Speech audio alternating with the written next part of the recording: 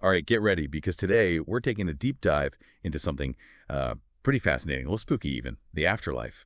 And not just one version of it. No, no. Today we're going on a whirlwind tour, exploring how different cultures throughout history have imagined what comes after we die, and those spirits that might just be hanging around. Yeah, it's really incredible how these beliefs have actually shaped, everything from art and rituals to whole societies. We're working with excerpts today from Are You Afraid of Ghosts, which explores a whole bunch of different cultures. So yeah, get ready for mummies and Valkyries and reincarnation, even a taste of quantum Science of physics. physics, wow. Yeah. That's a twist. Okay, so let's fire up the time machine, I guess, and set the coordinates for ancient Egypt. I mean, everyone knows they were obsessed with the afterlife, but like, Yeah. what's the real story there? Well, you got to think of it this way, right? The ancient Egyptians didn't see death as like the end, but as a door leading to another dimension. And they weren't just like sitting around waiting for it to open. No, no. They were meticulously prepping for it. Their art, architecture, even just daily routines were like infused with this belief. So like the pyramids weren't just giant tombs, but like luxury condos for the afterlife. Exactly. Like they were intricately designed gateways packed with everything the deceased might need on their journey to this next realm, right? And then there's that whole mummification process. We always think of it as, just for pharaohs, but like, did you know people from all walks of life were mummified? Really? So even if you weren't royalty, you still got like the VIP treatment after you died. That's right. They believed preserving the body was like super crucial for the soul's journey. Like it was a vessel, right, for navigating the afterlife. Each step of this whole mummification process was incredibly intricate and symbolic, all aimed at ensuring a smooth transition to the other side. Speaking of smooth transitions, Yeah. I've always been kind of fascinated by the Book of the Dead. It's like the ancient Egyptian, what, Lonely Planet Guide to the Underworld? Yeah, totally. Spells and instructions galore, all tucked neatly inside these elaborate coffins. And let's not forget about, the weighing of the heart against the feather of mud. That image is so powerful. Like, this judgment scene determined whether you'd get to cruise into paradise or face, eternal consequences. Talk about high stakes. Yeah. Makes you think twice about cutting that line at the grocery store, right? Okay, so we've got these mummies and pyramids and this whole cosmic scale of justice. What else did the Egyptians pack for this eternal vacation? Well, their tombs weren't just about the afterlife. They were like meticulously crafted replicas of the deceased's life, like full of their favorite things, symbols representing, their accomplishments. Imagine stepping into your own personalized museum for all eternity. Wow, that's taking rest in peace to a whole other level. Okay, let's hop back in that time machine and travel to a culture with a very different vibe. Tibetan Buddhism. How do their ideas about the afterlife compare to the ancient Egyptians? Well, while the Egyptians were all about, meticulously planning for this specific afterlife, Tibetan Buddhists, they see death more as a transition, like within this constant cycle of existence. It's all connected to their core concept of impermanence, like this idea that everything is always in flux, always changing. So instead of packing for like a permanent destination, they're prepping for a more fluid journey. Exactly. They believe in this intermediate state, right, called the bardo. It's kind of like this in-between zone filled with visions and experiences shaped by a person's karma. Karma. Ah, yes, that cosmic scorecard that everyone's always talking about. But like, how do Tibetan Buddhists actually prepare for death? Well, they emphasize meditation, mindfulness. They want to cultivate a peaceful and clear mind to navigate that bardo, right? They even practice specific meditations designed for the dying process, like a dress rehearsal for the big transition. Like training your mind to be a Zen master, even in the face of death. Yeah. Wow. And they also believe that the intention you set at the moment of death, that's super powerful too, right? Absolutely. It's like setting your compass for the next leg of your soul's journey. They see death as like this crucial point for spiritual growth, and the intentions you carry into that transition, it can make all the difference. So while the Egyptians were all about these elaborate tombs and provisions, Tibetan Buddhists focus on mental and spiritual preparation. Okay, let's move on from these intricate belief systems and explore how Native American spirituality views death and the spirit world. Yeah, Native American cultures are incredibly diverse, of course, but many of them shared this profound reverence for the spirit world, right? And a cyclical view of life and death, similar to Tibetan Buddhism, actually. Yeah, and they're known for their communal approach to death rituals, right? It's Right. not just about the individual, but about the entire community supporting the spirit on its journey. Precisely. Their ceremonies often involve prayers, songs, dances, burning of herbs, creating this powerful sense of unity and remembrance. Imagine, a whole community gathering to send off a loved one with love and support. Yeah, and in a lot of Native American cultures, they believe that the deceased spirit becomes a protector for the living, Right. like a guardian angel watching over their loved ones. That's a beautiful way to put it. They see death not as an ending, but as a transformation. The spirits of ancestors are honored and called upon for guidance, almost like wise elders, right, in the spirit realm. It's amazing how they connect life and death to nature's cycles, like the seasons. It's this reminder that death is just as natural as birth, growth, and decay. Yeah, you hit the nail on the head. Their burial practices often reflect this cyclical view, focusing on returning the body to the earth. It's all about honoring this interconnectedness of life and death. Okay, I'm ready for a culture with a bit more, shall we say, action in the afterlife. Let's sail north to the land of Vikings and epic tales. Norse mythology. What awaits us in the afterlife, according to the Norse? Well, picture this, right? You're a valiant warrior, you've just fallen in battle. Instead of fading away, you're swept up by a Valkyrie, this powerful female figure, and whisked off to Valhalla, Odin's grand hall where you'll feast and train for Ragnarok, the epic final battle of the gods. Sign me up. That sounds way more exciting than floating around on a cloud playing a harp, but Valhalla isn't like the only option, right? You're right. There's also Folkvang, Freyja's realm. It's this beautiful, tranquil place that welcomes those who may not have met a glorious end in battle, but still lived courageous lives. Okay, so 2 warrior paradises. What about everyone else? What's the Norse equivalent of, not paradise? They have Helheim, the underworld, ruled by the goddess Hel. But don't picture like a fiery pit of torment.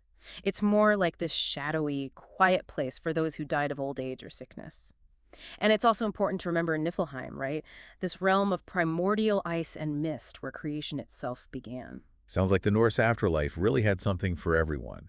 But it wasn't all feasting and glory, was it? What about those vengeful undead creatures, the Drog? Oh yes, the Drog. These fascinating creatures, often guarding their buried treasures, driven by this urge to protect what was theirs. They embody that primal fear, right, of the restless dead and the consequences of disturbing their final resting place. Makes you think twice about going tomb raiding, doesn't it? But the Norse also honored their ancestors, right? Didn't they have a whole festival for that? They did. The Dísablot was a festival dedicated to the Disir, female ancestral spirits. Families would gather, offer gifts, and seek guidance from their ancestors, showing how important maintaining that connection was. And then there were the Volva, those mysterious seeresses who could talk to spirits.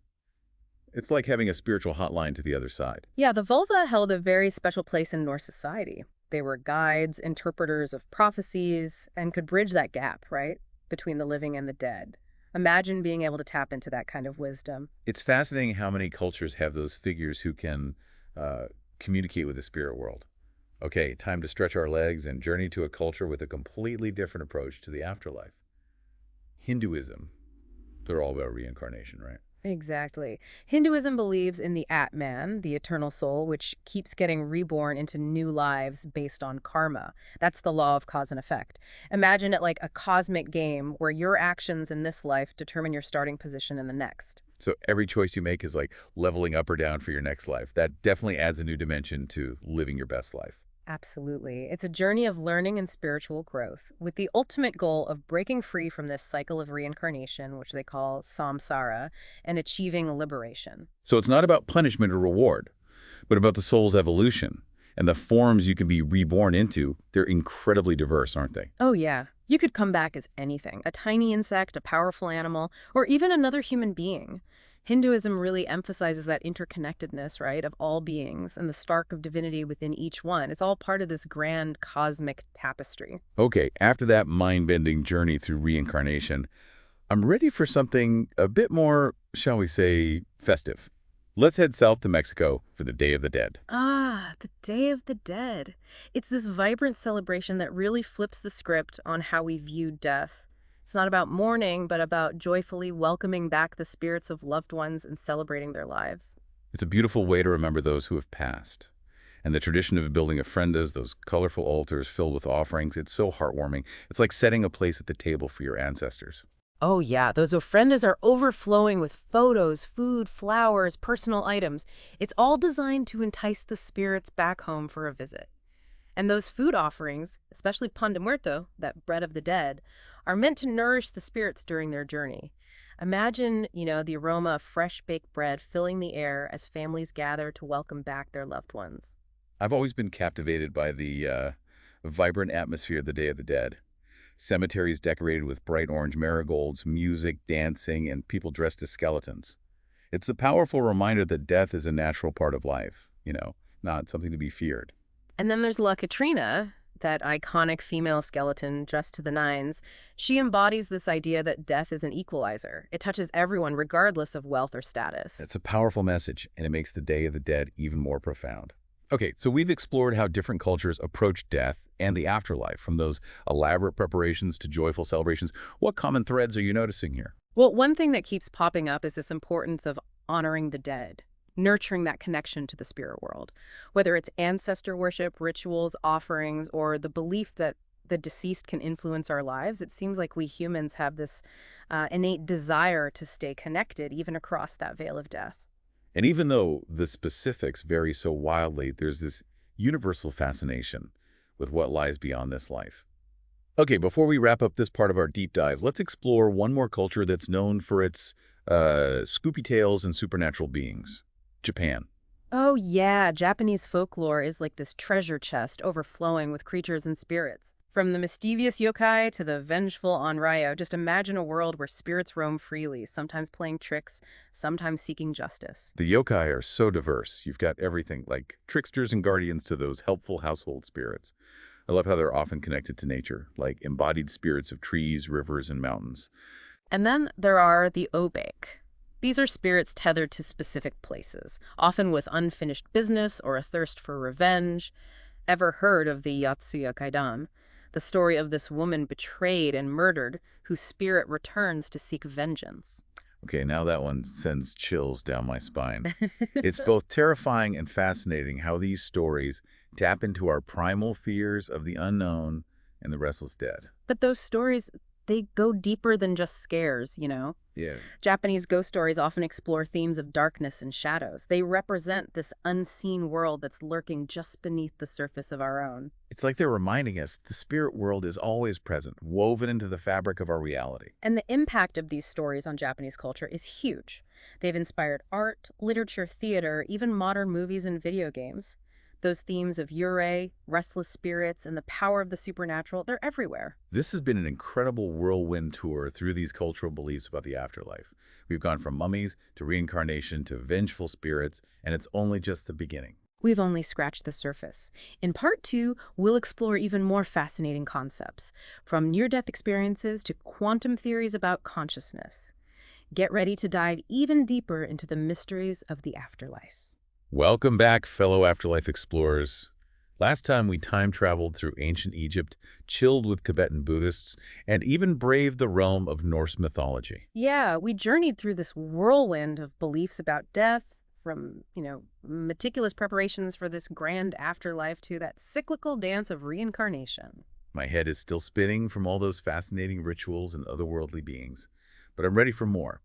What other mind-blowing concepts are we diving into today? Well, let's shift gears a bit from those ancient traditions and explore a phenomenon that's both, intriguing and a bit of a scientific head-scratcher. Near-death experiences, or NDEs for short. Ooh, NDEs. Yeah. I've heard some pretty incredible stories about people who've had these profound experiences after, like, brushing with death, seeing a bright light, feeling this overwhelming peace, that sort of thing.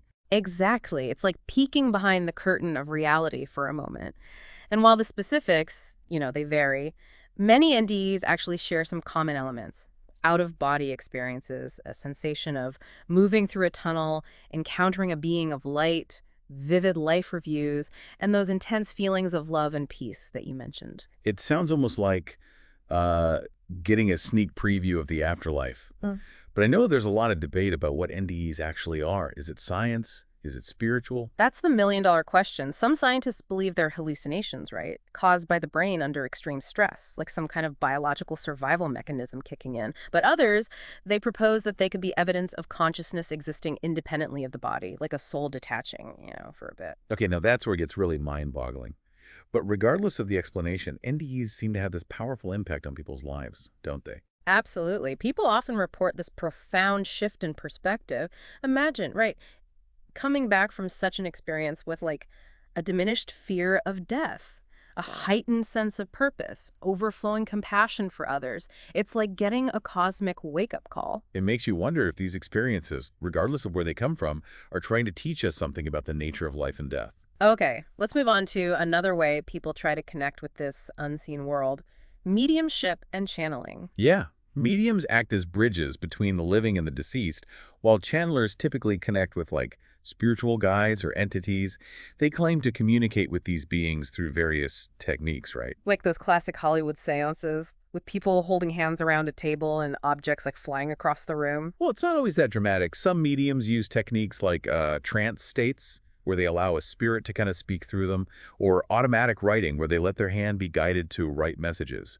And yeah, some use tools like Ouija boards, though those are often seen as more for entertainment than like serious communication. It sounds fascinating, but also a bit, well, risky. How can you be sure you're not connecting with something, shall we say, unfriendly? That's the thing about the spirit world, right? It's not all sunshine and roses. Discernment is key. Not all spirits are benevolent. And it's super crucial to approach these practices with, a healthy dose of caution and skepticism. Right. You don't want to accidentally open a portal to some dimension of mischievous poltergeists. So Yeah. working with experienced and ethical practitioners is key. Absolutely. Someone who really prioritizes the well-being of both the living and the spirits, they're connecting with. Okay, let's switch gears again and explore a practice that delves into those mysteries of our past life regression. Past life regression. Now that sounds like a journey into the unknown.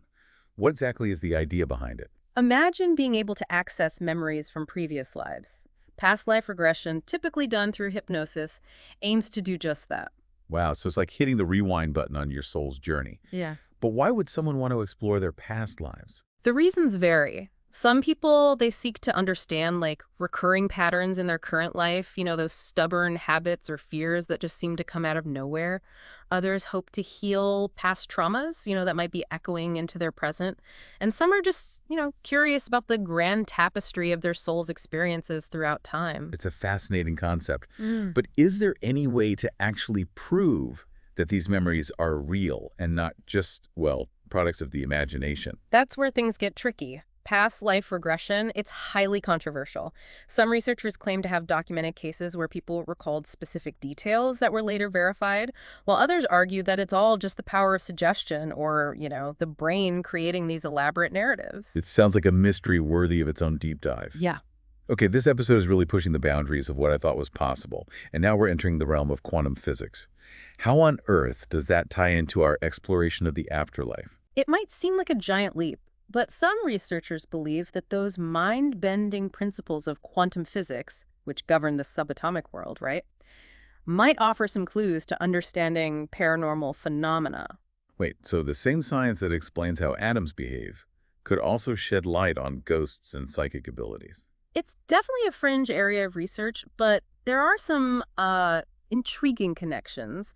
For example, the uncertainty principle in quantum physics. It says that we can't know both the position and momentum of a particle with perfect accuracy. There's like this inherent fuzziness to reality at that subatomic level. So it's like saying there's a fundamental limit to how much we can know about the universe. Exactly. And some researchers speculate that this fuzziness could relate to how ghosts, they seem to defy the laws of physics, appearing and disappearing, shifting between dimensions. It's like their existence operates on a different set of rules. Mind-blowing. What about quantum entanglement? I've heard that that's somehow related to psychic connections. Yeah, quantum entanglement. It's this bizarre phenomenon where two particles, even separated by, vast distances, are linked in such a way that actions performed on one instantly affect the other. It's like an invisible thread connecting them across space and time. So if our minds are somehow entangled at that quantum level, it could explain things like telepathy or like feeling a loved one's pain from miles away. That's the idea. The connection between quantum physics and the paranormal is still very speculative, but it opens up some wild possibilities, right? About the nature of consciousness and how we might be connected in ways that we just don't yet understand. Okay, after exploring all these different belief systems and even venturing into quantum territory, it's important to remember that not everyone buys into the paranormal. What about the skeptics out there? Don't they have a point? Skepticism is incredibly valuable. It's not about dismissing everything as nonsense, but about, applying critical thinking, demanding evidence, testing those claims rigorously. Right? It's like being a detective for the paranormal. Yeah. Always questioning, investigating, and looking for logical explanations. Exactly. Skeptics often look for natural explanations for phenomena that might seem, supernatural at first glance. They consider things like hoaxes, misinterpretations of sensory data, or psychological factors that could be at play.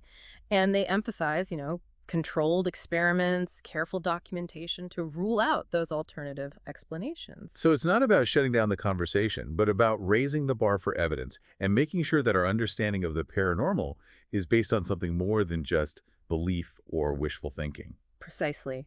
Skepticism helps to keep that exploration grounded and prevents us from jumping to conclusions without, sufficient evidence. Okay, so we've explored the world of believers, the realm of skeptics, and even dipped our toes into the quantum ocean. What about how spiritual movements themselves have evolved over time? Spiritualism, it's gone through many transformations, reflecting the changing world around it. It first emerged in the 19th century with a focus on those dramatic seances and spirit communication that we talked about earlier. But modern spiritualist movements, they're often more inclusive, emphasizing personal growth, connection, and exploring one's own inner landscape. So it's less about contacting spirits and more about connecting with your own inner spirit. That's a big part of it. Modern movements, they often draw from various traditions, blending ancient wisdom with contemporary insights. They welcome people from all walks of life and encourage, personal experience and subjective interpretation rather than adhering to those rigid doctrines. It's fascinating to see how these movements are adapting to a world where people are seeking meaning and connection in increasingly diverse ways. Okay, this deep dive has taken us from ancient tombs to the frontiers of quantum physics. What are some key takeaways for our listeners as we navigate this complex and often confusing landscape?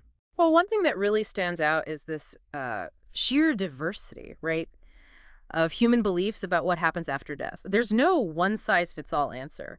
From those meticulously planned afterlives to the cyclical journeys of reincarnation to the possibility of consciousness existing beyond the physical body, it's clear that we humans are endlessly fascinated by what lies beyond that veil of the known.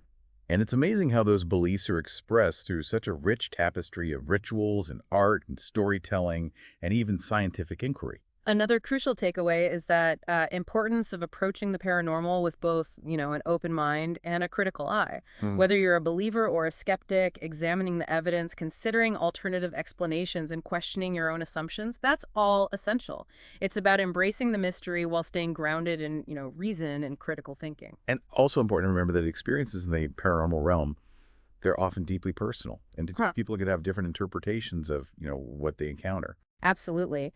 Respecting those differences and fostering, open dialogue, that's crucial for navigating these complex topics. We're all on this journey of exploration together, seeking to understand the mysteries of life and death and everything in between. Wow, this deep dive has been quite a ride. We've explored ancient tombs, debated near-death experiences, and even dipped our toes into the quantum realm. It's amazing how the human imagination, grapples with those big mysteries, right? Yeah. Every culture we've explored has its own unique way of trying to make sense of death and what might be beyond. It's like we've been on this epic quest, collecting pieces of a giant puzzle.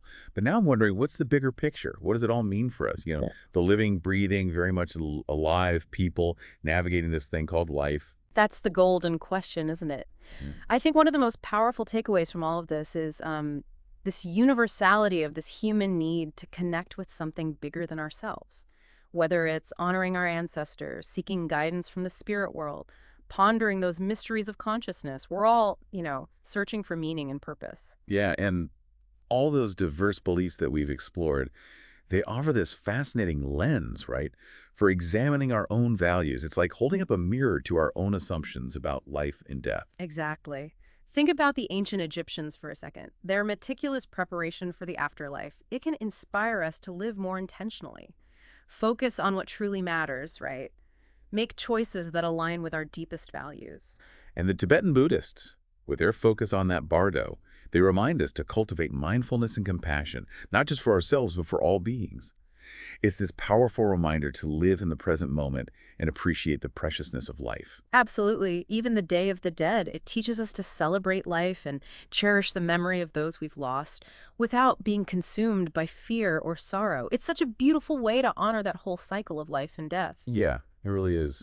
These different belief systems, even if we don't, subscribe to all the details, can still offer comfort, guidance, and a sense of continuity. It's about finding those threads that resonate with our own hearts and weaving them into the tapestry of our So lives. it's not about finding the quote-unquote right answer, but about exploring these diverse perspectives and discovering what speaks to us on a personal level, right? Exactly. It's about expanding our understanding of the human experience, embracing the mystery, and finding ways to connect with the things that give our lives meaning.